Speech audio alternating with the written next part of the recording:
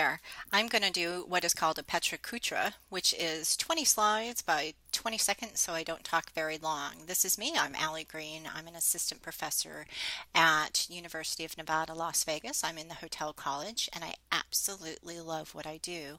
Last year, I went to Singapore for 5 weeks, and I taught about management and leadership. And who did I see? I saw Ellen show every single day, and I was so happy to see it on the limited TV. But take a look at that PSI. I'll talk about that later. But it was fun to reconnect because I haven't been watching TV a lot, and everybody loves the Ellen show over there. And if you take a look, I asked the students what my last lecture, quote unquote, was going to be about. I would talk about absolutely anything and everything on my last lecture, and take a look of what they wanted me to talk about, the Ellen show, and how to get there and how to meet Ellen and everything else. I also do something within my classes in the US that I brought over, which is the Pay It Forward bracelets. I buy these bracelets and I give them to all the students, and of course there's learning that goes around it. But I brought them to Singapore because I believe in just spreading it wherever we go. And here are some of the students. I had about 200 students, and here just represented a few of them that were going to go out and do the Pay It Forward, which is do a nice deed, give somebody the bracelet, and it just keeps going and going and going. It's a really cool idea, and it has nothing to do with religion, nothing to do with anything else. I started learning about the students over there, and during lectures, they would break and bring out cupcakes, cake, and start singing happy birthday if it was somebody's birthday. Um, Many of them were reserved, some not so much. They loved having a good time. Here is the typical classroom, which is different than what I am doing here in Las Vegas. It was on the 10th floor of the National Library, a simply beautiful building. And so I went in with a different type of style because I say I teach differently.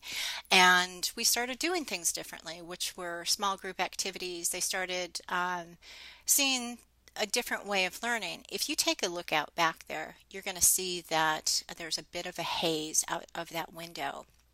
And what happened was there was burning coming in from Malaysia, and a haze started. And in a matter of fact, it was the worst haze that they had had. And it was like the big news. But this is, again, this is from the window of the National Library. We started wearing masks, and some of them were quite funny. And it was a big event, and I started learning more and more. Part of what I do is if students come in late or whatnot here in the States, I call it the cookie rule, and they bring in cookies, usually like Oreos or something.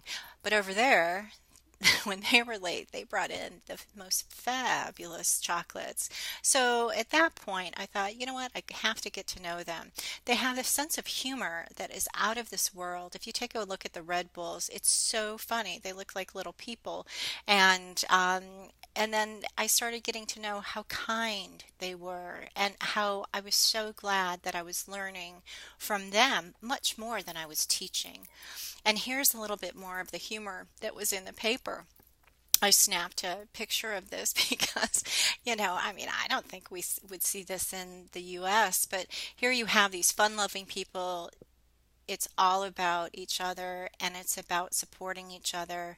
And I kept on seeing this throughout. I started learning more and reflecting inward about why I was really there, because everything for a reason. And I started going out one day a week because I would teach for 5 days a week, and it was intense. It was 4 classes. But I really started figuring out what was important to me.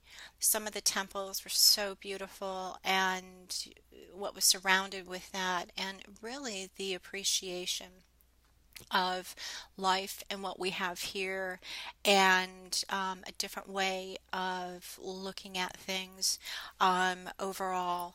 And there was a lot of street signs such as this one, but you know what? It is to focus on the solution. We so get caught up in all this other stuff that goes on, when in reality, for me, teaching is a way for me to reach I say kids very loosely, but it's about love and it's about paying that forward.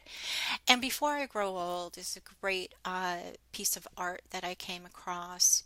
And the central message is to love one another, to be in the now, to really embrace what we're about.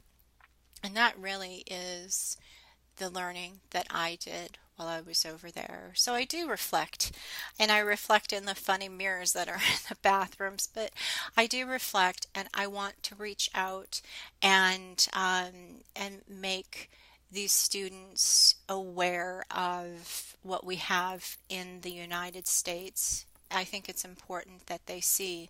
I do a what if project. I give these out all over. It's called Dr. Green's What If Project. And what if?